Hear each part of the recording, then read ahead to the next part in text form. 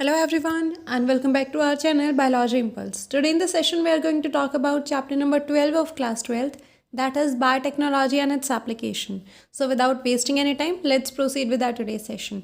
तो इस चैप्टर के अंदर हम बायोटेक्नोलॉजी से रिलेटेड जितनी भी एप्लीकेशंस है, जिन भी चीज़ों के अंदर बायोटेक का यूज़ होता है उनके बारे में पढ़ेंगे. तो इससे पहले कि हम ये शुरुआत करें, हम पहले बायोटेक्नोलॉजी की डेफिनेशन की बात कर लेते हैं. सो बेसिकली जो बायोटेक है वो डील करती है ऐसे ऑर्गेनिजम्स के साथ जिनके अंदर हमने मैनिपुलेशन करा दी है, जिनके जीनोम के अंदर हमने चेंज करा दिया है. ऐसे जो स्टेप्स होते हैं उनको हम बायोटेक के अंदर इंक्लूड करते हैं. सो बेसिकली बायोटेक डील करता है लार्ज इंडस्ट्रियल स्केल प्रोडक्शन के साथ, यानी कि लार्ज स्केल पे चीज़ों का प्रोडक्शन होता है. किन किन चीज़ों का प्रोडक्शन हो सकता है? वो किसी बायोफार्मास्यूटिकल का प्रोडक्शन हो सकता है. बेसिकली बायोफार्मास्यूटिकल्स के अंदर जो अलग अलग वैक्सीन्स हैं या मेडिसिन हैं उनको इंक्लूड किया जाता है. इसके साथ साथ जो जेनेटिकली मॉडिफाइड ऑर्गेनिजम्स हैं वो भी बायोटेक का पार्ट है. जेनेटिकली मॉडिफाइड ऑर्गेनिजम्स को हम शॉर्ट फॉर्म में जीएमओ भी बोलते हैं. वो कोई माइक्रो ऑर्गेनिज्म हो सकता है, फॉर एग्जांपल बैक्टीरिया हो सकता है, कोई फंगी है, प्लांट है या एनिमल्स जो हैं, अगर उनके अंदर हमने मैनिपुलेशन कराई है तो वो जेनेटिकली मॉडिफाइड ऑर्गेनिजम्स की कैटेगरी में आएंगे. अब क्या क्या एप्लीकेशंस हो सकती हैं बायोटेक की? तो सबसे पहले कि बायोटेक का इस्तेमाल हो सकता है थेरापेटिक्स के अंदर. थेरापेटिक्स के अंदर जो अलग अलग थेरेपीज़ होती हैं, जैसे कि जीन थेरेपी है, उसको इंक्लूड किया जाता है. इसके अलावा डायग्नोसिस, जैसे कि मॉलिक्यूलर डायग्नोसिस हम कर सकते हैं पीसीआर की मदद से या फिर एलाइजा टेक्निक की मदद से. तो हम अर्ली स्टेजेस के अंदर किसी भी डिजीज़ का डिटेक्शन कर सकते हैं बायोटेक की मदद से. Next is genetically modified crops, यानी कि हमने जो अलग अलग प्लांट्स हैं जिनके अंदर जिनके जीनोम में ऑल्ट्रेशन करा दी है वो जीएमओ के अंदर इंक्लूड होता है. इसके अलावा प्रोसेस्ड फूड के अंदर और बायो रेमिडिएशन के अंदर भी बायोटेक इंपॉर्टेंट रोल प्ले करता है. और इसके साथ साथ वेस्ट ट्रीटमेंट, जो कि हमने चैप्टर 10 में पढ़ा था सीवेज ट्रीटमेंट वाले प्लांट के वाले टॉपिक में, वहाँ पे भी बायोटेक रोल प्ले करती है. अब 3 मेन क्रिटिकल रिसर्च एरियाज़ हैं बायोटेक के. पहला है कि हम बेस्ट कैटलिस्ट प्रोवाइड करवाएं सो दैट कि हमारा जो डिज़ायर्ड प्रोडक्ट है वो बहुत बेटर बने. दूसरा, वो जो कैटलिस्ट है उसको काम करने के लिए हम ऑप्टिमल कंडीशंस प्रोवाइड करवाएं. ऑप्टिमल कंडीशन का मतलब होता है फेवरेबल कंडीशन. किसी भी चीज़ को काम करने के लिए उसका एक फेवरेबल टेम्परेचर या फेवरेबल पीएच होता है. तो उस कैटलिस्ट के काम करने के लिए हम वो सारी चीज़ें उसको प्रोवाइड करवाएं. और तीसरा है डाउनस्ट्रीम प्रोसेसिंग. इसके अंदर हम प्योरिफिकेशन का काम करते हैं किसी भी प्रोटीन को या फिर किसी भी ऑर्गेनिक कंपाउंड को. नेक्स्ट इज़ की बायोटेक्नोलॉजिकल एप्लीकेशंस इन एग्रीकल्चर, कि एग्रीकल्चर के अंदर बायोटेक कैसे इंपॉर्टेंट रोल प्ले करता है. अब बायोटेक है और एग्रीकल्चर है, तो एग्रीकल्चर का बेसिक रोल होता है कि फूड ग्रेन प्रोडक्शन में. तो हमारे पास बहुत सारे कन्वेंशनल तरीके हैं जिनकी मदद से हम फूड ग्रेन के प्रोडक्शन को बढ़ा सकते हैं. पहला है एग्रो केमिकल बेस्ड एग्रीकल्चर. यहाँ पे हम क्या करते हैं, बहुत ज़्यादा केमिकल्स का इस्तेमाल करते हैं फॉर एग्जांपल, जिससे हमारा जो एग्रीकल्चर की यील्ड है वो बढ़ाई जा सके. दूसरा है ऑर्गेनिक एग्रीकल्चर, जिसके अंदर हम ऑर्गेनिक कंपाउंड्स का यूज़ करते हैं, जैसे कि मैन्योर वगैरह का यूज़ करते हैं. यहाँ पे किसी भी तरीके के केमिकल का यूज़ नहीं किया जाता. तीसरा है genetically engineered crop based agriculture. ये हमारे बायोटेक की एप्लीकेशन है कि हम यहाँ पे क्या करेंगे, हमारी जो क्रॉप है उसके अंदर जेनेटिक इंजीनियरिंग करवाएंगे और उसके अंदर मॉडिफिकेशन करवा देंगे. अब जब ग्रीन रेवोल्यूशन हुआ था हमारे देश में, तो उसकी मदद से हमारा जो ग्रेन प्रोडक्शन था वो बहुत ज़्यादा बढ़ गया था. तो हमने उस टाइम पे ऐसे कौन कौन सी टेक्निक्स यूज़ करी थी जिसकी मदद से हमारा वो ग्रेन प्रोडक्शन बढ़ा था. जो पहली थी कि हमारी जो मैनेजमेंट प्रैक्टिसेस थी वो हमने काफ़ी बेटर करी. दूसरा कि हमने जो एग्रो केमिकल्स हैं, यानी जो केमिकल्स वगैरह उनका बहुत ज़्यादा उस टाइम पे यूज़ किया था. तीसरा फर्टिलाइज़र्स का भी हमने यूज़ किया. और चौथा है पेस्टिसाइड्स. पेस्टिसाइड बेसिकली वो केमिकल्स होते हैं जो कि पेस्ट को किल करने का काम करते हैं. तो हमने इन सारी चीज़ों की मदद से ग्रीन रेवोल्यूशन के दौरान जो ग्रेन प्रोडक्शन था उसको बढ़ा लिया. लेकिन इन्हीं पुरानी टेक्निक की मदद से अब और जो डिमांड बढ़ रही है फूड ग्रेन्स की, उनको जस्टिफाई करवा पाना पॉसिबल नहीं हो रहा था. यानी कि अब हमें किसी और अल्टरनेटिव की ज़रूरत पड़ेगी, क्योंकि जैसे जैसे पॉपुलेशन बढ़ेगी वैसे वैसे जो फूड ग्रेन की डिमांड है वो भी बढ़ेगी. तो उसके लिए हमने अल्टरनेटिव मैथड्स ढूंढने पड़ेंगे. तो इसका अल्टरनेटिव मैथड था genetically modified crops. Basically genetically modified crops या ऑर्गेनिजम्स जो हैं, ये ऐसे ऑर्गेनिज्म होते हैं जिनके डीएनए के अंदर या उनकी जीन्स के अंदर हमने ऑल्ट्रेशन कर दी है या मैनिपुलेशन कर दी, यानी कि उनके जीन्स के अंदर हमने बदलाव कर दिया है. तो ऐसे ऑर्गेनिजम्स जिनके जीन के अंदर बदलाव किया गया है, जिनके जेनेटिक मटेरियल के अंदर हमने चेंज लाया है, ऐसे ऑर्गेनिजम्स को हम जेनेटिकली मॉडिफाइड ऑर्गेनिजम्स बोलते हैं. अब आगे है कि ये जो जेनेटिकली मॉडिफाइड प्लांट हमने बनाए हैं इनकी क्या क्या एप्लीकेशंस हैं, ये कहाँ कहाँ पे यूज़ हो सकता है. तो सबसे पहला तो इनका फ़ायदा ये है कि ये हमारी क्रॉप्स को अबायोटिक स्ट्रेस के लिए टॉलरेंट कर देता है, यानी कि ये जो ऐसे प्लांट है जो कि जेनेटिकली मॉडिफाइड हैं, ये अबायोटिक स्ट्रेस को ज़्यादा अच्छे से झेल सकता है। अबायोटिक स्ट्रेस क्या क्या हो सकता है? पहला है कोल्ड, दूसरा है ड्रॉट यानी कि सूखा पड़ना, थर्ड है सॉल्ट कंडीशन का बढ़ना और चौथा है हीट यानी कि टेम्परेचर का बढ़ना। तो अगर इन चीज़ों के अंदर कोई चेंजमेंट आती है तो भी ये हमारी जो क्रॉप्स हैं वो सर्वाइव कर सकती हैं। नेक्स्ट इज कि reduce the reliance on the chemical pesticide, यानी कि हम ये जो केमिकल पेस्टिसाइड्स के ऊपर निर्भर थे हमारी क्रॉप्स को प्रोटेक्ट करने के लिए, उस निर्भरता को भी ये कम कर देता है। तीसरा कि जो पोस्ट हार्वेस्ट लॉसेस होते हैं उनको रिड्यूस करने का काम करता है। पोस्ट हार्वेस्ट लॉसेस बेसिकली वो होते हैं कि जब हार्वेस्टिंग हो जाती है और उसके बाद जब ग्रेन्स के स्टोरेज का काम होता है तो बहुत सारा अमाउंट का जो फूड ग्रेन है वो उस टाइम पे भी ख़राब हो जाता है। तो हम यहाँ पे जेनेटिकली मॉडिफाइड प्लांट की मदद से जो पोस्ट हार्वेस्ट लॉसेस हैं इसको कम कर सकते हैं। नेक्स्ट इसके मिनरल यूसेज की एफिशिएंसी को भी बढ़ा देता है और इसके साथ साथ वेरी इंपॉर्टेंट कि ये फूड की जो न्यूट्रिशनल वैल्यू है उसको भी इन्हांस यानी कि बढ़ा देता है। इसका सबसे बेस्ट एग्जांपल है गोल्डन राइस। ये बहुत इंपॉर्टेंट भी है, बहुत बार इससे क्वेश्चन बनता है एग्जाम में और बोर्ड में भी कि ये जो गोल्डन राइस है ये विटामिन ए का जो कंटेंट है उसको बहुत ज़्यादा इंक्रीज़ करा देता है राइस के अंदर। Next is applications of biotech in the production of pest resistant plant, यानी कि जो बायोटेक्नोलॉजी है वो पेस्ट रेजिस्टेंट प्लांट बनाने में किस तरीके से इंपॉर्टेंट रोल प्ले करती है। पेस्ट रेजिस्टेंट प्लांट बेसिकली वो प्लांट होते हैं जिनके अंदर हमें पेस्टिसाइड्स यूज़ करने की ज़रूरत नहीं पड़ती है। इसको एक एग्जाम्पल से समझाया हुआ है और ये एग्जाम्पल आगे भी फुल डिटेल में आपको दिया हुआ है कि एक बैक्टीरिया है जिसका नाम है बैसिलस थेरेजेनेसिस। ये एक ऐसे टॉक्सिन को प्रोड्यूस करता है जिसका नाम है बीटी टॉक्सिन, यानी कि एक बैक्टीरिया है जिसके अंदर एक केमिकल है जिसका नाम है बीटी टॉक्सिन। हमने क्या किया, और बेसिकली ये जो टॉक्सिन है ये इंसेक्ट को किल करने के काम आता है। तो हमने क्या किया, इस बैक्टीरिया से इस बीटी टॉक्सिन को बाहर निकाला और इसको बाहर निकाल के हमारे प्लांट के अंदर इंट्रोड्यूस करा दिया, यानी यहाँ से बाहर निकाला और हमारा जो प्लांट था उसके अंदर हमने इसको डाल दिया।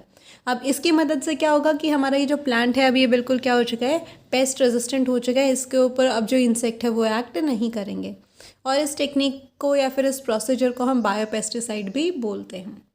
हमने इसी टेक्निक से बहुत सारी जो क्रॉप्स हैं उनको डेवलप कर लिया, जैसे कि बीटी कॉटन है, राइस है, टमाटो, पोटैटो या फिर सोयाबीन जो है। नेक्स्ट इसके अब ये जो बीटी कॉटन है इसको हम डिटेल में देखते हैं। तो वही बैक्टीरिया दैट इज़ बैसिलस थेरेजेनेसिस, जिसको हम शॉर्ट फॉर्म में बीटी भी बोलते हैं। तो ये जो बैक्टीरिया है ये एक ऐसा प्रोटीन प्रोड्यूस करवाता है जो कि इंसेक्ट को किल करने के काम आता है।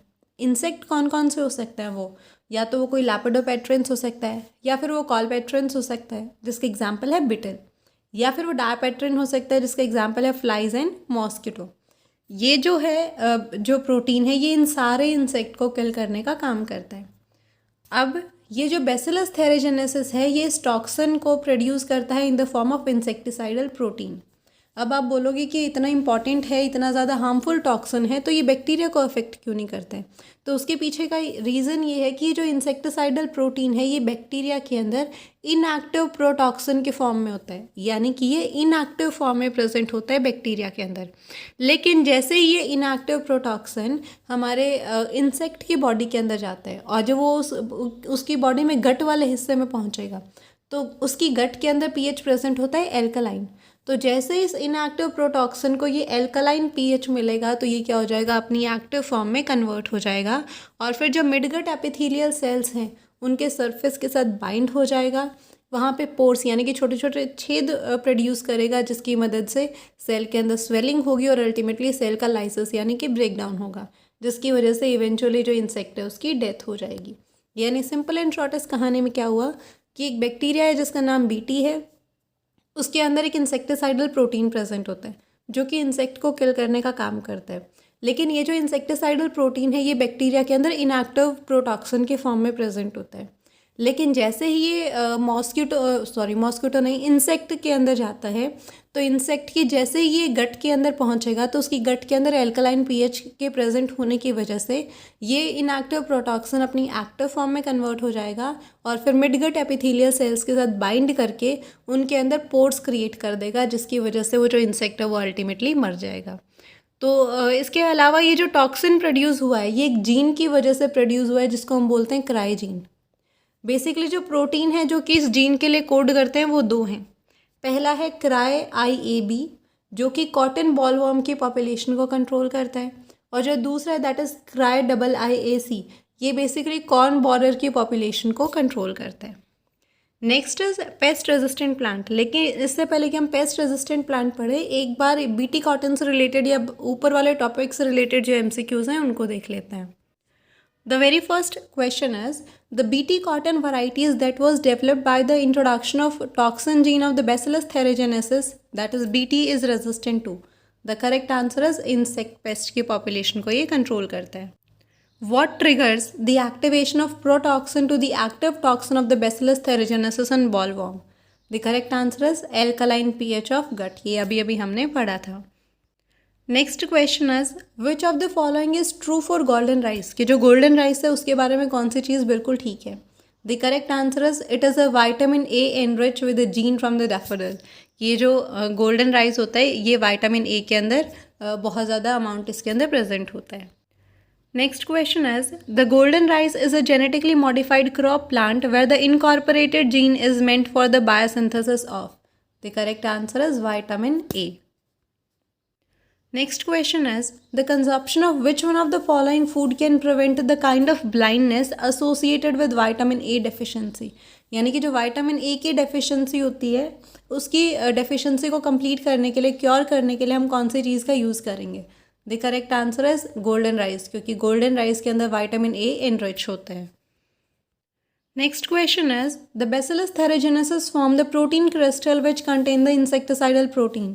This protein, the correct answer is bind with the epithelial cells of the midgut of the insect pest, ultimately killing it. Now the next topic is pest resistant plant. तो बेसिकली एक nematode है जिसका नाम है मेलेडोजन इनकॉग्निशा। ये tobacco plant को infect करता है और टबैको प्लांट के भी रूट वाले पार्ट को इम्पॉर्टेंटली उसको इन्फेक्ट करता है। ये बहुत इंपॉर्टेंट है, ये तीनों ही वर्ड्स इंपॉर्टेंट है। बेसिकली आपसे पूछा जाता है कि ये जो टोबैको प्लांट है उसको कौन सी चीज़ इन्फेक्ट करती है, आंसर विल बी नेमेटोड। और नेमेटोड का नाम क्या है? मेलेडोजिन इनकॉग्निशा। ये टोबैको प्लांट को इन्फेक्ट करता है और उसकी रूट जो है वो स्पेसिफिकली इन्फेक्ट होती हैं इस टाइम पे, जिसकी वजह से जो तंबाकू प्लांट है उसकी जो यील्ड है उसके अंदर रिडक्शन हमें देखने को मिलता है। अब हमने क्या किया, अब इस निमेटोड की पॉपुलेशन को कंट्रोल करने के लिए हमने एक प्रोसीजर यूज़ किया, दैट इज़ एक टेक्निक का नाम है RNA इंटरफेरेंस, या फिर जिसको हम RNAi के नाम से भी जानते हैं। The RNA is present in all eukaryotes as the cellular defence. तो ये जो RNA इंटरफेरेंस या फिर जो RNAi है ये सारे यूकैरियोट्स के अंदर प्रेजेंट होता है और किस चीज़ का काम करता है? सेल्युलर डिफेंस मैकेनिज्म में इंपॉर्टेंट रोल प्ले करता है। The silencing of the specific mRNA due to the complementary double-stranded DNA molecule that binds to the mRNA and this prevent the translation of mRNA and silencing. तो इसको बिल्कुल simple तरीके से समझते हैं। होता क्या है कि जो RNA है, सबसे पहले जो DNA कन्वर्ट होता है किसके अंदर? RNA के अंदर। और जो RNA है वो किस चीज़ में कन्वर्ट होता है? प्रोटीन के अंदर चेंज हो जाता है। तो अब हमने क्या करना है, इसको प्रोटीन बनाने से रोकना है इस नेमेटोड को। तो हम क्या करेंगे, उसको रोकेंगे इस RNA वाले टाइम पे। और हमें पता है कि जो RNA है वो अपना एक्सप्रेशन देता है जब वो सिंगल स्टैंडर्ड फॉर्म में प्रेजेंट होता है। कोई भी RNA कभी भी डबल स्टैंडर्ड फॉर्म में अपना एक्सप्रेशन नहीं देता है। RNA उस टाइम पे अपना एक्सप्रेशन नहीं देगा, वो प्रोटीन में कन्वर्ट नहीं होगा। तो अब हमने क्या दिमाग लगाया कि अगर इस RNA को हम बाई चांस डबल स्टैंडर्ड बना दें तो ये आगे प्रोटीन में कन्वर्ट नहीं होगा, और अगर ये प्रोटीन में कन्वर्ट नहीं होगा तो ये जो नेमेटोड है ये हमारे टबैको प्लांट को इन्फेक्ट नहीं कर पाएगा। तो यहाँ पे हमने क्या किया कि ये जो mRNA है इसके जो कॉम्प्लीमेंट्री जो दूसरा स्ट्रैंड है वो हमने आर्टिफिशियली बाहर सिंथेसाइज करवाया और फिर नेमेटोड की बॉडी के अंदर हमने ट्रांसफ़र करा दिया, जिसकी मदद से अब क्या हुआ कि ये जो सिंगल स्टैंडर्ड mRNA था अब ये डबल स्टैंडर्ड हो चुका है, और जैसे ये डबल स्टैंडर्ड होगा ये अपना एक्सप्रेशन नहीं देगा, जिसकी मदद से ये क्या हो जाएगा? साइलेंस हो जाएगा, यानी कि अपना काम करना बंद कर देगा। तो ये जो हमने कॉम्प्लीमेंट्री डबल स्टैंडर्ड DNA लिया था जिसकी मदद से हमने आगे डबल स्टैंडर्ड RNA की फॉर्मेशन कराई है, ये किस फॉर्म में हो सकता है? इसका सोर्स क्या था? तो या तो ये कोई ऐसे वायरस हो सकती है जिसके अंदर RNA जीनोम प्रेजेंट हो, या फिर वो कोई मोबाइल जेनेटिक एलिमेंट्स भी हो सकते हैं। नेक्स्ट इसकी जो नेमेटोड स्पेसिफिक जीन्स है उसको आगे हमने होस्ट प्लांट में इंट्रोड्यूस करवाया था with the help of vector जिसका नाम है एग्रोबैक्टीरियम ट्यूनिफेशियस। एग्रोबैक्टीरियम के बारे में हम पहले भी बात कर चुके हैं। Agrobacterium basically natural genetic engineering में काम आता है। ये एक तरीके का पैथोजन होता है जो कि डाइकोट प्लांट को इन्फेक्ट करता है, और हमने इसी पैथोजन का यूज़ किया है इस जो कॉम्प्लीमेंट्री जो mRNA था उसको सिंथेसाइज करके आगे होस्ट के अंदर पहुंचाने के लिए। अगला टॉपिक है बायोटेक्नोलॉजिकल एप्लीकेशंस एंड मेडिसिन। तो मेडिसिन के अंदर 3 मेन चीज़ें आएंगी हमारे यहाँ पे। सबसे पहले है genetically engineered insulin, second is gene therapy and the third one is molecular diagnosis. हम सबसे पहले बात करते हैं जेनेटिकली इंजीनियर्ड इंसुलिन के बारे में। तो जो इंसुलिन है वो काम में आती है ऐसे पेशेंट के अंदर जिनको डायबिटीज़ हो रखी है। तो इससे पहले कि हम आगे बात करें एक बार थोड़ा सा इस इंसुलिन की बात कर लेते हैं कि जो इंसुलिन है ये प्रोड्यूस होती है पेनक्रियाज से। जो पेनक्रियाज होती है उसकी सेल्स को हम बोलते हैं आइसलेट ऑफ लैंगरहैंस। इस आइसलेट ऑफ लैंगरहैंस में 2 तरीके की सेल्स होती हैं, एक एल्फा सेल होती है, एक बीटा सेल्स होती है। जो एल्फा सेल्स हैं वो ग्लूकागन नाम के हार्मोन को रिलीज़ कराती हैं और जो बीटा सेल हैं वो इंसुलिन हार्मोन को रिलीज़ कराती हैं। ये जो ग्लूकागन हार्मोन है ये हमारी बॉडी के अंदर जो ग्लूकोज लेवल है उसको बढ़ा देता है, वहीं जो बीटा सेल्स हैं इनसे जो इंसुलिन प्रोड्यूस हुआ है ये उसी ग्लूकोज के लेवल को कम करा देता है। तो बेसिकली डायबिटीज़ के अंदर क्या होता है, बॉडी के अंदर जो ग्लूकोज लेवल है बढ़ जाता है, तो उसको कंट्रोल करने के लिए हम इंसुलिन का यूज़ करते हैं। तो ऐसे लोग जिनके अंदर इंसुलिन किसी वजह से प्रोड्यूस नहीं हो पा रहे तो उनको आर्टिफिशियली जो इंसुलिन है वो देना पड़ेगा। तो ये जो इंसुलिन है ये पहले एक्सट्रैक्ट किया जाता था जो स्लैटर्ड कैटल्स या पिग्स हैं उनके पेनक्रियाज से, लेकिन कुछ लोगों के अंदर, कुछ पेशेंट के अंदर उसकी वजह से एलर्जी या जो दूसरे रिएक्शंस है वो होने लग गए थे। अब ये जो इंसुलिन है बेसिकली इसके अंदर 2 छोटी छोटी पॉलीपेप्टाइड चेन्स होती हैं। एक चेन को हम बोलते हैं चेन ए और दूसरी को बोलते हैं चेन बी। और ये जो चेन ए और बी है ये दोनों एक दूसरे से जुड़ी होती हैं डाइसल्फाइड ब्रिज के साथ। जो मैमल्स हैं जिसके अंदर हमें ह्यूमन बींग्स भी इंक्लूड होते हैं, इनके अंदर ये इंसुलिन सिंथेसाइज होती है in the form of pro hormone. और इस प्रो हार्मोन के पास एक एक्स्ट्रा स्ट्रेच प्रेजेंट होता है जिसको हम बोलते हैं सी पेप्टाइड। अब इससे पहले कि आगे चले एक बार प्रो हार्मोन की डेफिनेशन देख लेते हैं। तो बेसिकली प्रो हार्मोन वो होते हैं जो कि अपनी एक्टिव फॉर्म में अभी तक कन्वर्ट नहीं हुए हैं, उनको प्रोसेस करना पड़ता है और उसके बाद में ही वो जो अपनी मैच्योर या फिर फंक्शनल फॉर्म में है वो आते हैं। तो अब ये जो हमारे पास इंसुलिन है ये प्रो हार्मोन के फॉर्म में प्रेजेंट है और इसके पास एक एक्स्ट्रा स्ट्रेच भी जो कि सी पेप्टाइडेज है। अब ये जो सी पेप्टाइड है ये हमारी मैच्योर इंसुलिन के पास प्रेजेंट नहीं होता है। तो अब हमने क्या सोचा कि अगर लोगों को एलर्जिक रिएक्शन हो रही है तो क्यों ना उसको आर्टिफिशियली सिंथेसाइज किया जाए। तो एक अमेरिकन कंपनी थी जिसका नाम था एली लिली, उसने 1983 के अंदर 2 DNA सीक्वेंस को प्रिपेयर किया जो कि चेन ए और बी के बिल्कुल करस्पॉन्डिंग थे, जो कि ह्यूमन जो इंसुलिन की जो चेन है ए और बी उसके कॉम्प्लीमेंट्री थी, उसको प्रोड्यूस करवा रही थी। और फिर हमने उनको क्या किया, ई कोलाई के प्लाज्मिड के अंदर इंट्रोड्यूस करा दिया। अभी इससे और थोड़ा सा हम इसके बारे में देख लेते हैं कि जो चेन और ए और बी हैं इसको हमने बिल्कुल सेपरेटली बनाया था और फिर बाद में हमने इन दोनों को आपस में ज्वाइन किया था। और ज्वाइन किस चीज़ की मदद से किया था, हमने इसको डाइसल्फाइड बॉन्ड की मदद से इसको लास्ट में जोड़ दिया था। एक बार इसी चीज़ को हम डायग्राम की मदद से समझते हैं कि ये है प्रो हार्मोन इंसुलिन, ये इसकी चेन ए है, ये इसकी चेन बी है, लेकिन इसके साथ साथ यहाँ पे एक एक्स्ट्रा स्ट्रेच प्रेजेंट है जिसको हम क्या बोल रहे हैं, सी पेप्टाइडेज। वहीं पे जब मैच्योर इंसुलिन होती है उसके पास भी चेन ए और बी होती हैं, लेकिन उनके पास ये जो सी पेप्टाइडेज है ये प्रेजेंट नहीं होती है। तो हमने इसको आर्टिफिशियली सिंथेसाइज करवाने के लिए क्या किया, ये जो चेन ए है और ये जो चेन बी है इसको अलग अलग सिंथेसाइज करवाया और फिर लास्ट में इन दोनों चेन्स को आपस में जोड़ दिया। जोड़ने के लिए हमने कौन से बॉन्ड का यूज़ किया, डाइसल्फाइड बॉन्ड का यूज़ किया है। ये बिल्कुल सिंपल सी टेक्निक थी। Next topic is gene therapy. तो जीन थेरेपी बेसिकली कुछ ऐसे मेथड्स का कलेक्शन होता है जिसके अंदर हम जीन डिफेक्ट को डायग्नोज कर सकते हैं और ठीक कर सकते हैं। यानी कि जो चाइल्ड है या जो एम्ब्रियो है अगर उसके अंदर कहीं भी जीन डिफेक्ट आ गया है तो उसको ठीक करने के लिए जो मेथड्स होते हैं उनको कलेक्टिवली हम बोलते हैं जीन थेरेपी। जो पहली जीन थेरेपी थी वो दी गई थी 1990 में to a 4 year old child. उस बच्चे को एडिनोसिन डायमाइनेज यानी ADA की डेफिशिएंसी थी। अब ये जो एडिनोसिन डायमाइनेज है ये बेसिकली एक एंजाइम है जो कि बहुत ज़्यादा इंपॉर्टेंट होता है इम्यून सिस्टम की प्रॉपर फंक्शनिंग के लिए। ये जो डिसऑर्डर है जिसके अंदर ADA नहीं बन रहा था वो किस वजह से नहीं बना, क्योंकि वो जो जीन थी जो ADA बनाती है वो डिलीट हो गई थी उस 4 ईयर ओल्ड चाइल्ड के अंदर। तो इस प्रॉब्लम को क्योर करने के लिए हमारे पास 2 तरीके थे। पहला तरीका है बोन मैरो ट्रांसप्लांटेशन और दूसरा तरीका है enzyme replacement therapy. Enzyme replacement therapy के अंदर हम फंक्शनल जो एडीए है उसको पेशेंट को देते हैं इंजेक्शंस की मदद से। जीन थेरेपी में किया क्या जाता है कि जो लिम्फोसाइट है, जो उस पेशेंट के ब्लड के अंदर जो लिम्फोसाइट है उनको हम बाहर निकालते हैं और फिर उनको कल्चर मीडियम के अंदर ग्रो करवाते हैं। उसके बाद जो फंक्शनल एडीए के जो कॉम्प्लीमेंट्री डीएनए हैं उसको हम डाल देते हैं उन लिम्फोसाइट्स के अंदर और फिर उन लिम्फोसाइट को वापस से उस पेशेंट की बॉडी में ट्रांसफ़र करा देते हैं। यानी सिंपल क्या हुआ, ये कोई इंसान था जिसकी बॉडी के अंदर जो लिम्फोसाइट्स थी वो हमने बाहर निकाली, बाहर निकाल के हमने उसको कल्चरल मीडियम के अंदर डाल दिया और फिर हमने इसके अंदर जो फंक्शनल एडीए था वो डाल दिया उन लिम्फोसाइट के अंदर और फिर इन लिम्फोसाइट को हमने वापस से पेशेंट की बॉडी के अंदर इंट्रोड्यूस करा दिया। लेकिन हमें एक चीज़ पता है कि कोई भी जो सेल है वो इमॉर्टल नहीं है, एक टाइम के बाद उसकी डेथ ज़रूर होगी। तो पेशेंट को लगातार पीरियोडिक इन्फ्यूजन की ज़रूरत पड़ेगी, ऐसे इन लिम्फोसाइट को बार बार उसकी बॉडी में डालना पड़ेगा। तो ये कोई परमानेंट क्योर नहीं हुआ। अब परमानेंट क्योर क्या हो सकता है इस ट्रीटमेंट के लिए? हम क्या करें, वो जो जीन है जो कि एडीए को प्रोड्यूस करता है, हम सबसे पहले उसको आइसोलेट कर लें और फिर उसको अर्ली एम्ब्रियोनिक स्टेजेस के अंदर सेल्स के अंदर इंट्रोड्यूस करा दें। यानी कि अब हमने क्या किया कि वो जो फंक्शनल एडीए था वो हमने लिया सेल से और फिर वो एम्ब्रियोनिक स्टेज के अंदर ही उस चाइल्ड के अंदर इंट्रोड्यूस करा दिया, जिसकी मदद से अब क्या होगा कि वो जो सेल्स है वो नॉर्मल हो जाएंगी और नॉर्मल एडीए प्रोड्यूस करने लगेंगी।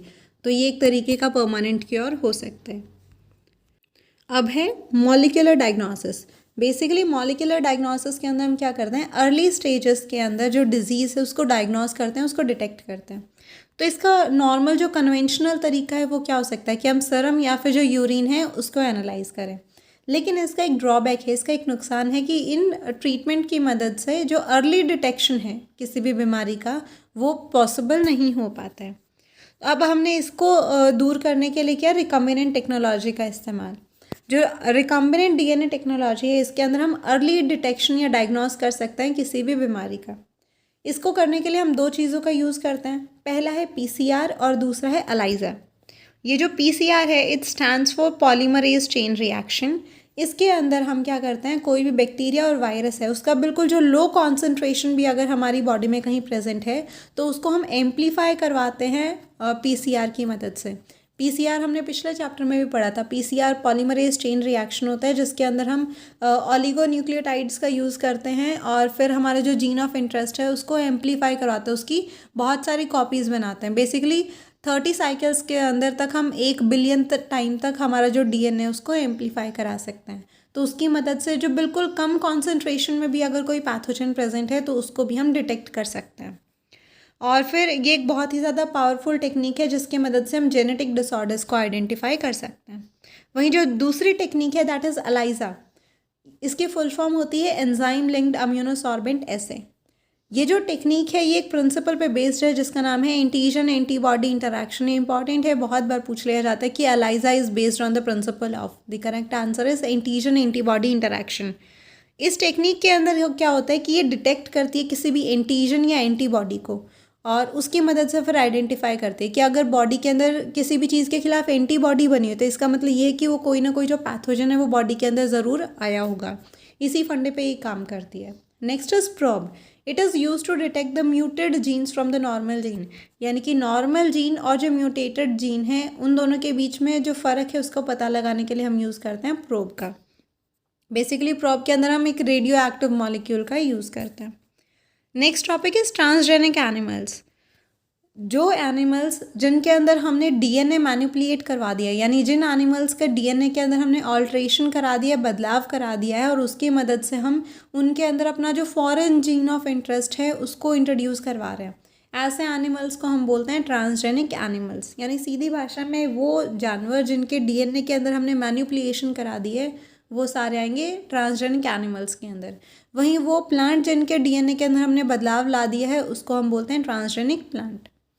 और ट्रांसजेनिक एनिमल्स का एग्जांपल है रैट एंड रैबिट। जो 95% से भी ज़्यादा जो ट्रांसजेनिक एनिमल्स हैं वो माइस है, यानी कि सबसे ज़्यादा जो एक्सपेरिमेंट है वो हमेशा माइस के ऊपर ही होता है। अब ये जो ट्रांसजेनिक एनिमल्स हैं इनके बेनिफिट या एडवांटेजेस क्या क्या हैं? सबसे पहला है कि इनकी मदद से हम नॉर्मल फिजियोलॉजी और डेवलपमेंट के बारे में पता लगा सकते हैं। ट्रांसजेनिक एनिमल्स की मदद से हम ये पता लगा सकते हैं कि जो जीन्स हैं वो रेगुलेट कैसे होती हैं, क्या उनका फंक्शन होता है और वो किस तरीके से हमारी बॉडी को अफेक्ट करती हैं और कैसे उनकी मदद से डेवलपमेंट होता है। इन चीज़ों के बारे में हम पता लगा सकते हैं ट्रांसजेनिक एनिमल्स की मदद से। एग्जाम्पल है कि बहुत सारे जो कॉम्प्लेक्स फैक्टर हैं जैसे कि इंसुलिन ग्रोथ फैक्टर है, ये किस तरीके से काम करता है, नॉर्मल इसका फंक्शन क्या होता है, अगर ये बाई चांस ना हो तो उसकी वजह से हमारी बॉडी कैसे अफेक्ट होगी, इन सारी चीज़ों के बारे में हम ट्रांसजेनिक एनिमल्स के ऊपर एक्सपेरिमेंट करके पता लगा सकते हैं। नेक्स्ट इज़ कि इसके अलावा ये स्टडी करता है कि जो जीन्स है उनका कंट्रीब्यूशन क्या है अलग अलग डिजीज़ के डेवलपमेंट में। फॉर एग्जांपल कैंसर है, सिस्टिक फाइब्रोसिस है, ये बॉडी के अंदर किस तरीके से काम करती है, कौन सी चीज़ों को अफेक्ट करती है, उसके बारे में भी पता लगाया जा सकता है। नेक्स्ट इज़ बायोलॉजिकल प्रोडक्ट के सिंथेसिस के लिए भी जो ट्रांसजेनिक एनिमल्स में हैं वो यूज़ में आते हैं। दो बायोलॉजिकल प्रोडक्ट्स हैं जो कि इंपॉर्टेंट है जिनके बारे में हम बात करेंगे। सबसे पहला है अल्फा-1 एंटीट्रिप्सिन, जो कि एम्फिसिमा बीमारी को ट्रीट करने के काम में आता है, उसको हम ट्रांसजेनिक एनिमल्स की मदद से प्रोड्यूस करा सकते हैं।